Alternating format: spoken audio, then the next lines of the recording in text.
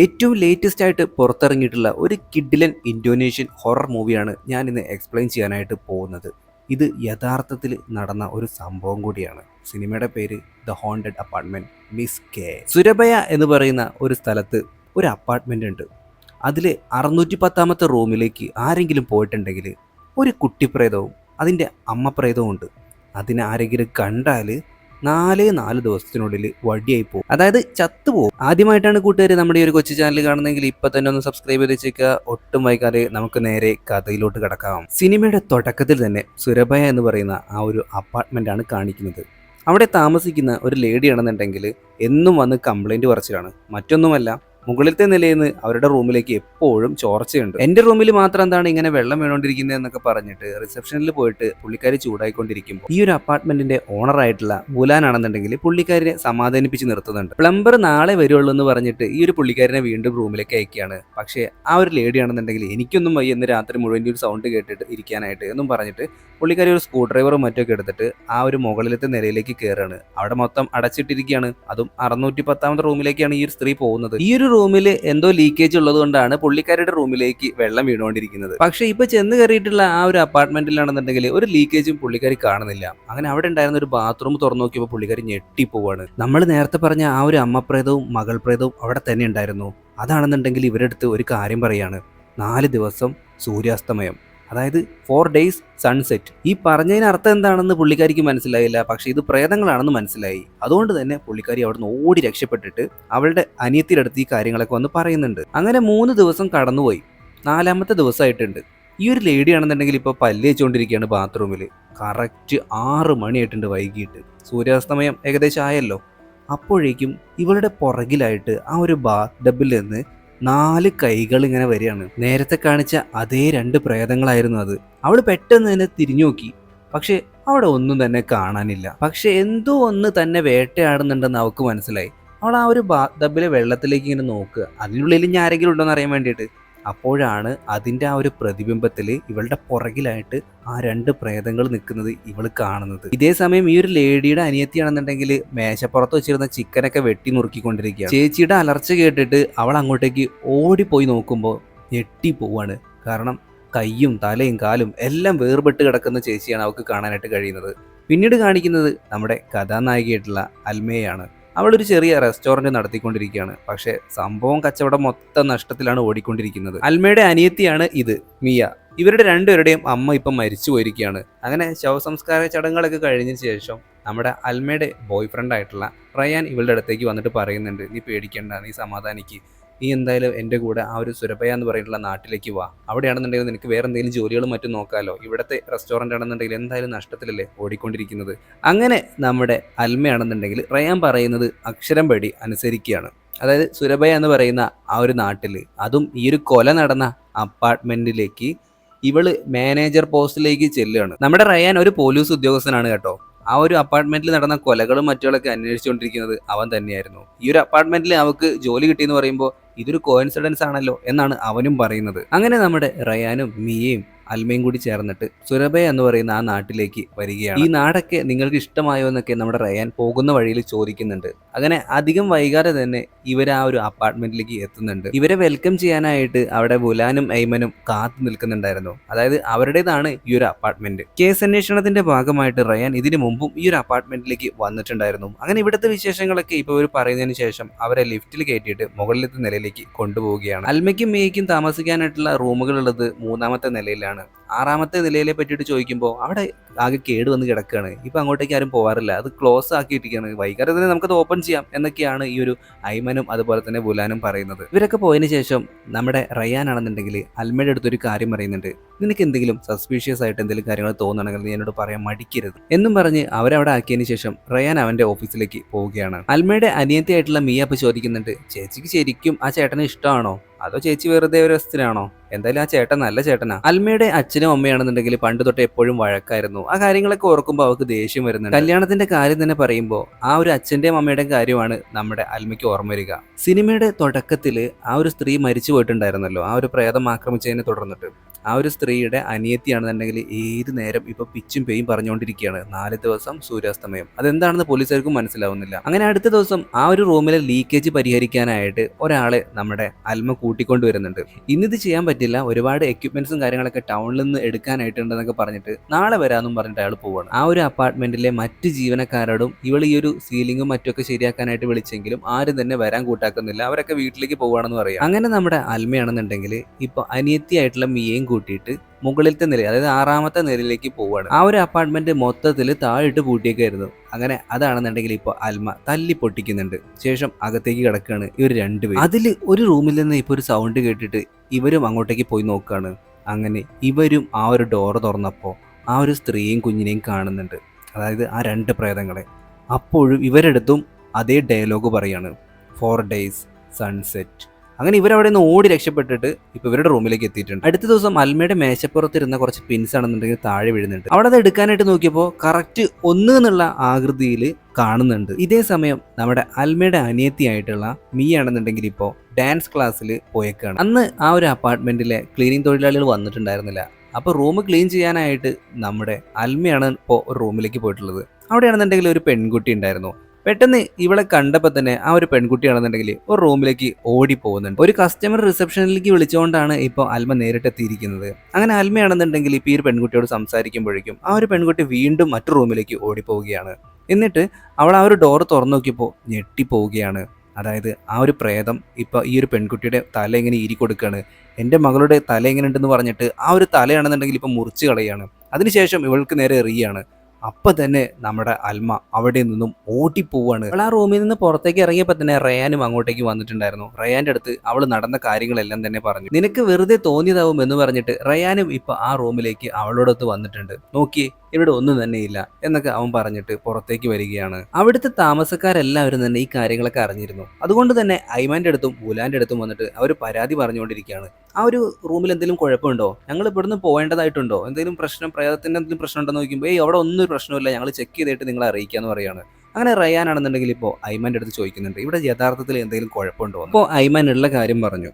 വർഷങ്ങൾക്ക് മുമ്പ് ഇതേപോലെ ഒരു സംഭവം ഇവിടെ ഉണ്ടായിട്ടുണ്ട്. ഒരു ക്ലീനിങ് തൊഴിലാളി ഇതേപോലെ ആ റൂമിലേക്ക് പോയിട്ട് ഒരു ലേഡിയും ഒരു കുഞ്ഞുമുള്ള കണ്ടിട്ടുണ്ടായിരുന്നു. അതുപോലെ തന്നെ ഈ ഒരു 4 ദിവസത്തിന്റെ കാര്യം, സൺസെറ്റിന്റെ കാര്യം അവരെടുത്തും അത് പറഞ്ഞിട്ടുണ്ടായിരുന്നു. 4ാമത്തെ ദിവസം അയാൾ മരണപ്പെടുകയാണ് അയാളുടെ വീട്ടിലെ കുളിമുറിയിൽ വെച്ചിട്ട്. അതിനെ തുടർന്ന് ഞങ്ങളൊരു ഷാമാനെ, അതായത് ഒരു മന്ത്രവാദിനെ കൊണ്ടുവന്നിട്ട് ആ ഒരു പ്രേതത്തെ തളയ്ക്കാനായിട്ടുള്ള പരിപാടിയൊക്കെ നോക്കി, പക്ഷെ നടന്നില്ല. അങ്ങനെ ഞങ്ങൾ അത് ലോക്ക് ചെയ്യുകയാണ് ചെയ്തത്. അതിനുശേഷം കുഴപ്പങ്ങളൊന്നും തന്നെ ഉണ്ടായിരുന്നില്ല. ഞങ്ങളുടെ ഈ ഒരു അപ്പാർട്ട്മെന്റിന്റെ റെപ്യൂട്ടേഷനെ തന്നെ ബാധിക്കുന്ന ഒരു കാര്യമായതുകൊണ്ടാണ് ഞങ്ങൾ ഇത് പുറത്തു പറയാഞ്ഞത് എന്നും ഇവർ പറയുന്നുണ്ട്. ഇത് കേട്ടതും മിയയ്ക്കാണെന്നുണ്ടെങ്കിൽ ഭയങ്കരമായിട്ട് ടെൻഷൻ വരാനായിട്ട് തുടങ്ങിയിട്ടുണ്ട്. ഡാൻസ് ക്ലാസ്സിന് പോയിട്ടുണ്ടായിരുന്ന തൻ്റെ അനിയത്തിയെ വിളിക്കാനായിട്ട് അവൾ പോവുകയാണ്. ഈ സമയം നമ്മുടെ റയാൻ ആണെന്നുണ്ടെങ്കിൽ ഇവരുടെ അടുത്ത്, അതായത് ഐമാന്റെ അടുത്തും ബുലാന്റെ അടുത്തും എൻ്റെ കൂടെ നിങ്ങൾ വരണം, ആ ഒരു അപ്പാർട്ട്മെന്റ് കാണിച്ചു തരണം എന്ന് പറയുകയാണ്. അങ്ങനെ ഇപ്പോൾ റയാൻ ആണെന്നുണ്ടെങ്കിൽ ഒറ്റയ്ക്ക് ആ ഒരു അപ്പാർട്ട്മെന്റിലേക്ക് കയറുകയാണ്. അങ്ങനെ ആ റൂം അവനും കണ്ടു, ആ 2 പ്രേതങ്ങളെയും അവൻ കണ്ടു. അവൻ്റെ അടുത്തും ഇവർ ഈ ഒരു സെയിം ഡയലോഗ് പറഞ്ഞു, 4 ദിവസം സൺസെറ്റ്. പ്രേതത്തെ കണ്ടതും റയാനും അവിടെ നിന്നും ഓടി പുറത്തേക്ക് ഇറങ്ങുന്നുണ്ട്. പിന്നീട് കാണിക്കുന്നത് ആ ഒരു ഡാൻസ് ക്ലാസ്സിൽ നമ്മുടെ മിയ ആണെന്നുണ്ടെങ്കിൽ ഇപ്പോൾ ഡാൻസ് കളിച്ചുകൊണ്ടിരിക്കാം. അവിടെ ഒരു വലിയ മിറർ ഉണ്ട്. ആ മിറർ നോക്കിയിട്ടാണ് അവൾ കളിച്ചുകൊണ്ടിരിക്കുന്നത്. പക്ഷെ അവൾ കളിക്കാതെ ചുമ്മാ നിൽക്കുമ്പോൾ അവളുടെ അതേപോലുള്ള ഒരു പ്രതിരൂപം അപ്പുറത്ത് കാണുന്നുണ്ട്. അതാണെന്നുണ്ടെങ്കിൽ ഇപ്പോൾ ചുമ്മാ ഡാൻസ് കളിച്ചിട്ട് ഇവളെ ഇങ്ങനെ നോക്കുകയാണ്. അതിൻ്റെ കണ്ണുകളാണെന്നുണ്ടെങ്കിൽ വെള്ള നിറത്തിലായിട്ടുണ്ട്. അത് ഇവളെ ഇങ്ങനെ ഉപദ്രവിച്ചുകൊണ്ടേ ഇരിക്കുകയാണ്. അതിങ്ങനെ കാലിങ്ങനെ ഒടിച്ചുകൊണ്ടിരിക്കുമ്പോൾ ഇവളുടെ കാല് തനിയെ ഒടിഞ്ഞുകൊണ്ടിരിക്കുകയാണ്. പെട്ടെന്ന് തന്നെ ആ ഒരു രൂപം മിററിൻ്റെ ഉള്ളിൽ നിന്ന് പുറത്തേക്ക് വരികയാണ്. ആ 2 പ്രേതങ്ങളും ഇവളെ തന്നെ നോക്കി നിൽക്കുകയാണ്. ഇവളുടെ സൗണ്ട് കേട്ടിട്ട് അങ്ങോട്ടേക്ക് ആ ഒരു ഡാൻസ് ടീച്ചറും അതുപോലെ തന്നെ നമ്മുടെ അൽമയും ഓടി വരുന്നുണ്ട്. എന്നിട്ട് ആ ഡാൻസ് ടീച്ചർ ആണെന്നുണ്ടെങ്കിൽ ഇവരുടെ അടുത്ത് ഒരു കാര്യം പറഞ്ഞു, എനിക്കൊരു കൂട്ടുകാരനെ അറിയാം, പുള്ളിക്കാരൻ ഒരു മന്ത്രവാദിയാണ്, ചിലപ്പോൾ നിങ്ങൾക്ക് ഉപകാരപ്പെടുമെന്ന്. അതിനുശേഷം പിന്നീട് കാണിക്കുന്നത് നമ്മുടെ റയാനെയാണ്. ഒരു അമ്മയും കുഞ്ഞിനെയും ഞാൻ അവിടെ കണ്ടു. ഇതിനു മുമ്പ് ആരെങ്കിലും ഇവിടെ അങ്ങനെ താമസിച്ചിരോ എന്നുള്ള കാര്യങ്ങളൊക്കെ രജിസ്റ്ററിൽ നോക്കാനായിട്ട് ഇവരുടെ അടുത്ത് ആവശ്യപ്പെടുകയാണ്. അത് ഒരുപാട് വർഷങ്ങളായതുകൊണ്ട് തന്നെ രജിസ്റ്ററിൽ രേഖപ്പെടുത്താൻ സാധ്യതയില്ല എന്നും അവർ പറയുന്നുണ്ട്. അപ്പോഴേക്കും മിയയും അൽമയും അങ്ങോട്ടേക്ക് എത്തുന്നുണ്ട്. അന്ന് വൈകിട്ടായപ്പോൾ ആ ഒരു ഡാൻസ് ടീച്ചർ പറഞ്ഞിട്ടുണ്ടായിരുന്ന ആ ഒരു മന്ത്രവാദിയും കൊണ്ട് ഇവരിങ്ങോട്ടേക്ക് വന്നിട്ടുണ്ട് ഈ ഒരു അപ്പാർട്ട്മെന്റിലേക്ക്. പുള്ളിക്കാരനാണെന്നുണ്ടെങ്കിൽ ഇപ്പോൾ ആ ഒരു അപ്പാർട്ട്മെന്റ് ഡോറൊക്കെ തുറന്നിട്ട് അകത്തേക്ക് കയറുകയാണ്. ശേഷം ആ ഒരു പ്രേതത്തോട് കമ്മ്യൂണിക്കേറ്റ് ചെയ്യാനായിട്ട് നോക്കിയെങ്കിലും നടന്നില്ല. അതിനൊടുക്കത്തെ ശക്തിയാണെന്നും അതിൻ്റെ എന്തെങ്കിലും ശേഷിപ്പുകൾ നമുക്ക് കിട്ടുകയാണെന്നുണ്ടെങ്കിൽ ചിലപ്പോൾ അതിൻ്റെ പാസ്റ്റിലൂടെ നമുക്ക് അതിനെപ്പറ്റിയുള്ള കാര്യങ്ങളൊക്കെ അറിയാനായിട്ട് പറ്റും എന്നും പറഞ്ഞ് ആ ഒരു മന്ത്രവാദി തിരിച്ചു പോവുകയാണ്. ഇവരങ്ങനെ എന്തെങ്കിലും ക്ലൂ കിട്ടാനായിട്ട് അവിടുത്തെ രജിസ്റ്ററും മറ്റൊക്കെ പരതിക്കൊണ്ടിരിക്കുകയാണ്. അപ്പോഴാണ് അങ്ങോട്ടേക്ക് ഒരു ഫോൺ കോൾ വരുന്നത്. അതെടുക്കുന്നത് നമ്മുടെ അൽമയാണ്. മിയ ആയിരുന്നു ഫോൺ കോളിൽ ഉണ്ടായിരുന്നത്. അവൾ പറയുന്നുണ്ട് സ്വിമ്മിംഗ് പൂളിൻ്റെ അടുത്തേക്ക് വരാനായിട്ട്. അങ്ങനെ അൽമയാണെന്നുണ്ടെങ്കിൽ ഇപ്പോൾ സ്വിമ്മിംഗ് പൂളിൻ്റെ അടുത്തേക്ക് പോയിക്കൊണ്ടിരിക്കുകയാണ്. അവിടെ നോക്കിയപ്പോൾ ആരെയും നിന്നെ കാണാനില്ല. അവിടെ അടുത്തുണ്ടായിരുന്ന ഫോണിൽ നിന്ന് അവൾ റൂമിലേക്ക് വിളിച്ചു. മിയയെ വിളിച്ചു ചോദിച്ചപ്പോൾ മിയ അങ്ങനെ പറഞ്ഞിട്ടേ ഇല്ല എന്നാണ് പറയുന്നത്. നോക്കുമ്പോൾ ആ ഒരു സ്വിമ്മിംഗ് പൂളിനായിട്ട് കുറച്ച് പൂക്കൾ കിടക്കുന്നുണ്ട്. അത് ആ പൂക്കൾ കിടക്കുന്ന രീതി എന്ന് പറയുന്നത് 2 എന്ന് എഴുതിയാൽ എങ്ങനെ ഉണ്ടായിരിക്കും, അതുപോലായിരുന്നു. അതായത് 2ാമത്തെ ദിവസമായിട്ടുണ്ട്. ഇവളങ്ങനെ പേടിച്ച് വിറച്ച് നിൽക്കുമ്പോഴാണ് ആ ഒരു സ്വിമ്മിംഗ് പൂളിൽ നിന്നും 2 കറുത്ത കൈകൾ വന്നിട്ട് അവളെ ആ ഒരു സ്വിമ്മിംഗ് പൂളിലേക്ക് വലിച്ചുകൊണ്ട് പോകുന്നത്. അങ്ങനെ ഈ ഒരു പ്രേതം നമ്മുടെ അൽമയെ മുക്കി കൊല്ലാനായിട്ട് നോക്കുമ്പോഴേക്കും അങ്ങോട്ടേക്ക് നമ്മുടെ മിയ വരുന്നുണ്ട്. ഈ ചേച്ചി ഇതെവിടെ പോയി എന്നും പറഞ്ഞുകൊണ്ടാണ് മിയ അങ്ങോട്ടേക്ക് വന്നിട്ടുള്ളത്. പെട്ടെന്നാണ് ഒരു ഭീകര സ്വത്വം ആ ഒരു സ്വിമ്മിംഗ് പൂളിൽ നിന്ന് കയറി വരുന്നത്. അത് അവളുടെ ചേച്ചിയുടെ ശരീരമാണെന്ന് മനസ്സിലായി. പക്ഷേ അത് തല വേറെയാണ് മക്കളെ. ഒരു ഡാൻസ് കളിക്കുന്ന പ്രേതം അത് ഇവളെയും കൊണ്ട് താഴേക്ക് ചാടാണ്. അപ്പോഴേക്കും അവിടുത്തെ പെമ്പിള്ളേരാണെന്നുണ്ടെങ്കിൽ സ്വിമ്മിംഗ് പൂളിൽ ഇങ്ങനെ നടക്കുന്നുണ്ട കാര്യം പറഞ്ഞപ്പോൾ റയാനും ബാക്കിയുള്ള എല്ലാവരും വന്നിട്ട് ആദ്യം മിയയെ രക്ഷിച്ചു. അതിനുശേഷം വീണ്ടും റയാൻ വെള്ളത്തിലേക്ക് എടുത്ത് ചാടിയിട്ട് നമ്മുടെ അൽമയെ രക്ഷിക്കുന്നുണ്ട്. ഡാൻസ് ക്ലാസ്സിന് മിയ പോയപ്പോൾ കണ്ടിട്ടുണ്ടായിരുന്ന ഒരു മുഖംമൂടി ആ ഒരു പ്രേതത്തിന്റെ ചായ ഏകദേശം അതുപോലെ ആയിരുന്നു. അങ്ങനെ ആ ഒരു ഡാൻസ് ടീച്ചറെ അടുത്ത് ചോദിച്ചപ്പോഴാണ് പറയുന്നത് അതൊരു പ്രത്യേക ആചാരപ്രകാരമുള്ള മാസ്കുകളാണ്. മിയ ആ മാസ്കിന്റെ ഏകദേശ രൂപം വരച്ചു. അങ്ങനെ ആ ഡാൻസ് ടീച്ചർ ആണെന്നുണ്ടെങ്കിൽ ഇത് ഉണ്ടാക്കുന്ന ഒരാളുടെ ഇൻഫർമേഷൻസ് ഇവർക്ക് കൊടുക്കുകയാണ്. അങ്ങനെ അൽമയും അതുപോലെ തന്നെ നമ്മുടെ റയാനും കൂടി ആ ഒരു നാട്ടിലേക്ക് പോവുകയാണ്. അങ്ങനെ ഈ ഒരു മാസ്ക് ഉണ്ടാക്കിയിട്ടുള്ള ആളുടെ അടുത്തേക്ക് ഇപ്പോൾ ഇവർ എത്തിച്ചേർന്നിട്ടുണ്ട്. അങ്ങനെ ആ മനുഷ്യനാണ് ഇത് ആരുടെ മാസ്ക് ആണെന്നുള്ള കാര്യം ഇവർക്ക് പറഞ്ഞു കൊടുക്കുന്നത്. കുസുമ എന്ന് പറയുന്ന ഒരു യുവതിയുടെ മകളായിരുന്നു ജങ്കാന്തി. ആ ഒരു മകളെ പറ്റിയിട്ട് കേൾക്കുന്നത് പോലും ഇപ്പൊ കുസുമയ്ക്ക് ഇഷ്ടമല്ല. അപ്പൊ അവിടുത്തെ ഒരു ജോലിക്കാരിയാണ് ഇവർക്ക് ഈ ഒരു കഥ പറഞ്ഞു കൊടുക്കുന്നത്. കുസുമയുടെ മകളായിട്ടുള്ള ജങ്കാന്തിക്ക് നല്ല രീതിയിൽ ഡാൻസ് കളിക്കാൻ അറിയുമായിരുന്നു.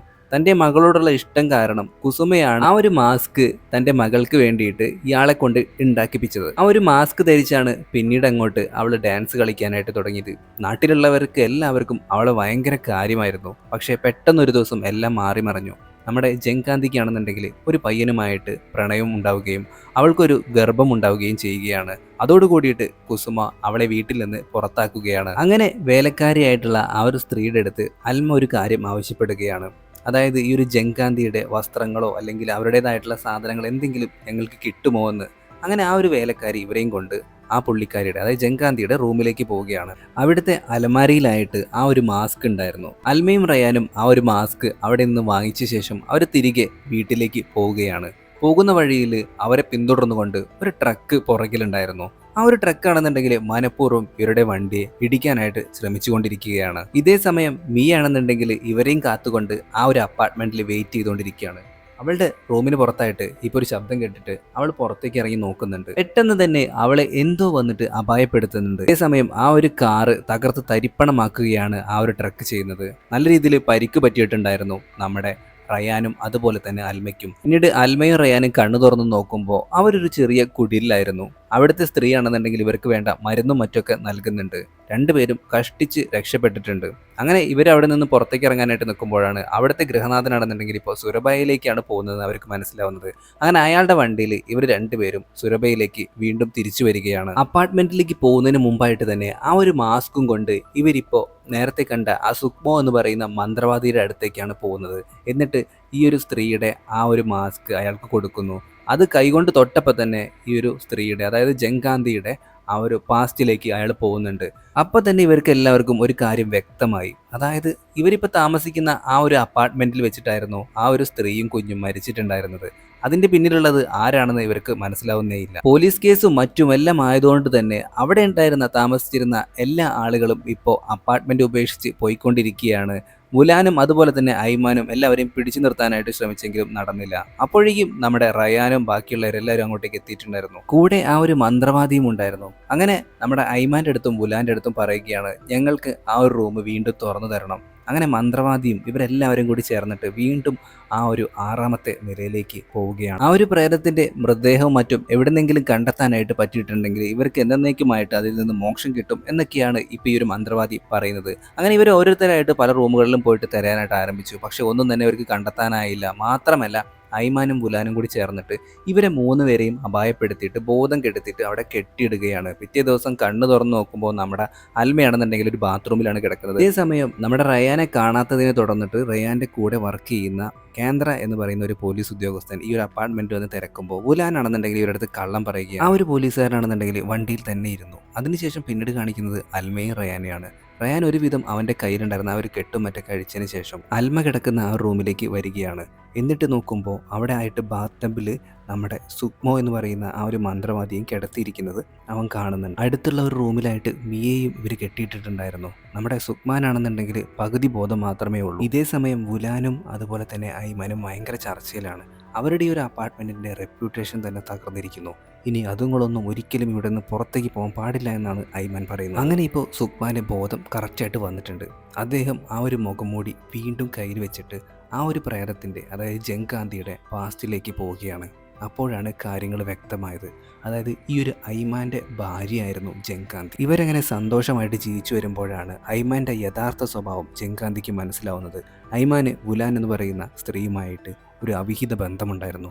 അത് ജങ്കാന്തി മനസ്സിലാക്കി. അതിനെ തുടർന്നുണ്ടായ തർക്കത്തിൽ ഐമാൻ നമ്മുടെ ജങ്കാന്തിയും അതുപോലെ തന്നെ പുള്ളിക്കാരൻ്റെ മകളെയും സ്വന്തം മകളെയും തീർത്ത് കളയുകയാണ്. ശേഷം ഇവരവിടുത്തെ 610-ാമത്തെ റൂമിൽ ഒരു വലിയ അലമാരയ്ക്ക് പുറകിലായിട്ട് ഒരു ഭിത്തിയൊക്കെ ഉണ്ടാക്കിയിട്ട് അതിനുള്ളിൽ മറവ് ചെയ്തു വെച്ചു. ഈ കാര്യങ്ങളെല്ലാം ഇവരടുത്ത് പറഞ്ഞതിന് ശേഷം സുക്മ എന്ന് പറയുന്ന ആ ഒരു മന്ത്രവാദിയും മരണപ്പെട്ടു. ഇതേ സമയം സംശയം തോന്നിയിട്ട് ആ വണ്ടിയിൽ തന്നെ ഇരുന്നിട്ടുണ്ടായിരുന്ന പോലീസുകാരന് അപ്പോൾ സ്റ്റേഷനിൽ നിന്ന് ഒരു അറിയിപ്പ് കിട്ടുകയാണ്. അതായത് ഐമാനാണ് ഈ ഒരു ജങ്കാന്തിയുടെ ഭർത്താവെന്ന്. ഇതേ സമയം ഇവരാണെന്നുണ്ടെങ്കിൽ ഈ ഒരു അപ്പാർട്ട്മെന്റിൽ നിന്ന് രക്ഷപ്പെട്ട് പോയിക്കൊണ്ടിരിക്കുമ്പോൾ ഐമാനും ബുലാനും ഇത് കാണുന്നുണ്ട്. ഇവർ രണ്ടുപേരും ഇവരെ രക്ഷപ്പെടാൻ പറ്റാത്ത രീതിയിൽ ആക്രമിച്ചുകൊണ്ടിരിക്കുകയാണ്. റയാൻ ഒരുവിധം ഇയാളെ തോൽപ്പിക്കുന്നുള്ള ഘട്ടം വന്നപ്പോഴേക്കും അയാൾ തോക്കെടുത്ത് വെടിവെക്കാനായിട്ട് തുടങ്ങി. പക്ഷേ ഇവരെ രക്ഷിക്കാനായിട്ട് വന്നിട്ടുണ്ടായിരുന്ന കേന്ദ്ര എന്ന് പറയുന്ന ആ ഒരു പോലീസുകാരനാണ് ആ ഒരു വെടി കൊണ്ടിട്ടുണ്ടായിരുന്നത്. അതോടുകൂടി അയാൾ അപ്പം തന്നെ മരണപ്പെടുന്നുണ്ട്. അങ്ങനെ ഒരുവിധം ഉലാനെയും ഐമാനെയും അടിച്ചിട്ട ശേഷം ഇവരാണെന്നുണ്ടെങ്കിൽ ആ റൂമിലേക്ക് പോവുകയാണ്. അതായത് ഈ പ്രേതത്തിൻ്റെ ആ ഒരു മൃതദേഹവും മറ്റുമൊക്കെ കണ്ടെടുക്കാനായിട്ട്. കാരണം ഇനി കുറച്ച് സമയം മാത്രമേ ഇവരുടെ കയ്യിലുള്ളൂ. അസ്തമയ സമയം ആയിട്ടുണ്ട്. പോരാത്തതിന് ഇന്നാണ് ആ 4-ാമത്തെ ദിവസം. പ്രേതങ്ങൾ വരുന്നതിന് മുമ്പായിട്ട് തന്നെ അവർ ആ ഒരു ഭിത്തി കണ്ടുപിടിച്ചു. എന്നിട്ട് ആ ഒരു ഭിത്തി തകർത്തുകൊണ്ടിരിക്കുമ്പോൾ അവിടുത്തെ ലൈറ്റുകളും മറ്റൊക്കെ അണയാനായിട്ട് തുടങ്ങി. അതായത് ആ പ്രേതങ്ങൾ ഇപ്പം അങ്ങോട്ടേക്ക് വന്നുകൊണ്ടിരിക്കുകയാണ്. 2 പ്രേതങ്ങളും ഇപ്പോൾ ഇവർക്ക് നേരെ പാഞ്ഞെടുത്തുകൊണ്ടിരിക്കുകയാണ്. എന്നിട്ട് മിയെ പിടിച്ചുകൊണ്ട് പോവുകയാണ്. അപ്പോഴേക്കും ഇവരിയൊരു ഭിത്തി തകർത്തിട്ട് അതിനുള്ളിൽ നിന്ന് ആ ഒരു മൃതദേഹം മറ്റൊക്കെ എടുക്കുന്നു. അത് കണ്ടതോട് കൂടിയിട്ട് ഈ 2 പ്രേതങ്ങളും ഇവരെ 3 പേരെയും ഒന്നും ചെയ്യുന്നില്ല. പകരം ഈ 2 പ്രേതങ്ങളും നേരെ ഉലാൻ്റെയും ഐമാൻ്റെയും അടുത്തേക്ക് പോവുകയാണ്. എന്നിട്ട് അതിക്രൂരമായിട്ട് 2 പേരെയും ഇല്ലാതാക്കുകയും ചെയ്യുന്നു. അതൊന്നും കാണിക്കാൻ പറ്റില്ല, അജാതി വയലൻസ് ആണ്. അങ്ങനെ ആ ഒരു മന്ത്രവാദിയുടെയും ബാക്കിയുള്ളവരുടെ എല്ലാവരുടെയും ശവമടക്കിന് ശേഷം ഇവരെല്ലാവരും കൂടി പള്ളിയിൽ നിൽക്കുമ്പോൾ ആ ഒരു ഡാൻസ് ടീച്ചറെ ഇവരവിടെ ഒന്ന് കണ്ടുമുട്ടുന്നുണ്ട്. ശേഷം ഇവരവിടെ നിന്ന് പോവുകയാണ് ആ ഒരു അപ്പാർട്ട്മെൻറ്റിൽ നിന്ന്. അടുത്ത ദിവസം തന്നെ അവർ ഈ ഒരു നാട്ടിൽ നിന്ന് പോവുകയാണ്. നമ്മുടെ മിയയും റയാനും അതുപോലെ തന്നെ അൽമയും. ഇവർ കാറിൽ കയറി പോകുമ്പോൾ ഒരു നിറപുഞ്ചിരിയോട് കൂടിയിട്ട് ഇവരെ യാത്രയാക്കാനായിട്ട് ആ ഒരു അപ്പാർട്ട്മെൻറ്റിൽ ആ 2 പ്രേതങ്ങളും ഇവരെ നോക്കി നിൽക്കുന്നുണ്ടായിരുന്നു. ഇപ്പോഴും ആ ഒരു അപ്പാർട്ട്മെൻറ്റ് വിട്ടിട്ട് ഈ 2 പ്രേതങ്ങളും പോയിട്ടില്ല. മറ്റൊന്നും കൊണ്ടല്ല, ജങ്കാന്തിയുടെ അമ്മയായിട്ടുള്ള കുസുമ ഇപ്പോഴും ആ ഒരു പെൺകുട്ടിയോട് ക്ഷമിച്ചിട്ടില്ല. ഇന്തോനേഷ്യയിൽ യഥാർത്ഥത്തിൽ നടന്ന ഒരു കഥയായിട്ടാണ് ഇതുവർ പറഞ്ഞു പോകുന്നത്. അത് എത്രത്തോളം സത്യമാണെന്ന് നമുക്കറിയില്ല. എന്നാലും ഒരു കിടിലൻ കഥ അല്ലേ? ഇന്നത്തെ വീഡിയോ കൂട്ടുകാർക്ക് എല്ലാവർക്കും ഇഷ്ടപ്പെട്ടിട്ടുണ്ടെങ്കിൽ ലൈക്ക് ചെയ്യാനും ഷെയർ ചെയ്യാനും സബ്സ്ക്രൈബ് ചെയ്യാനും മറക്കരുത്. പ്രത്യേകിച്ച് ആദ്യമായിട്ടാണ് കൂട്ടുകാർ നമ്മുടെ ഈ ഒരു കൊച്ചു ചാനൽ കാണുന്നതെങ്കിൽ പുതിയൊരു വീഡിയോ ഇട്ട് നമുക്ക് വീണ്ടും കാണാം. പിന്നെ കൂട്ടുകാർക്ക് ഈ ഒരു ഇന്തോനേഷ്യൻ പടങ്ങളൊക്കെ ഇഷ്ടമാണോ, അതോ നമ്മുടെ സോംബി പടങ്ങൾ തന്നെ ചെയ്താൽ മതിയോ, അപ്പോക്കാലിപ്റ്റിക് പടങ്ങളാണോ ഇഷ്ടം എന്നുള്ള കാര്യങ്ങളൊക്കെ നിങ്ങൾ കമൻറ്റായിട്ട് രേഖപ്പെടുത്താൻ മറക്കരുത്. എന്തെങ്കിലും തെറ്റുകുറ്റങ്ങളൊക്കെ പറഞ്ഞു പോയിട്ടുണ്ടെങ്കിൽ ദയവായിട്ട് ക്ഷമിക്കുക. അതും നിങ്ങൾ കമൻറ്റായിട്ട് രേഖപ്പെടുത്താൻ മറക്കരുത്. പുതിയൊരു വീഡിയോ ആയിട്ട് നമുക്ക് വീണ്ടും കാണാം. അതുവരെ എല്ലാവരും നല്ല ഹാപ്പി ആയിട്ടിരിക്കുക. Tata, bye bye. പിന്നെ നമ്മുടെ പുതിയ ചാനലിൻ്റെ ലിങ്ക് ഞാൻ ഡിസ്ക്രിപ്ഷൻ ബോക്സിലും കമൻറ്റ് ബോക്സിലും പിൻ ചെയ്ത് വെച്ചിട്ടുണ്ട്. എന്തെങ്കിലും കാരണവശാൽ ഇതിൽ കോപ്പിറൈറ്റ് സ്ട്രൈക്കോ മറ്റോ വന്നിട്ട് പോയിട്ടുണ്ടെങ്കിൽ ആ ഒരു ചാനലിലായിരിക്കും നമ്മൾ വീഡിയോസ് ഇടുക. അപ്പം വീഡിയോ ഇഷ്ടപ്പെടുന്നവരുണ്ടെങ്കിൽ ആ ഒരു ചാനലും ഒന്ന് കയറി നോക്കിയേക്കുക. പുതിയ വീഡിയോ ആയിട്ട് വീണ്ടും കാണുന്നവരെ എല്ലാവർക്കും നന്ദി, നമസ്കാരം.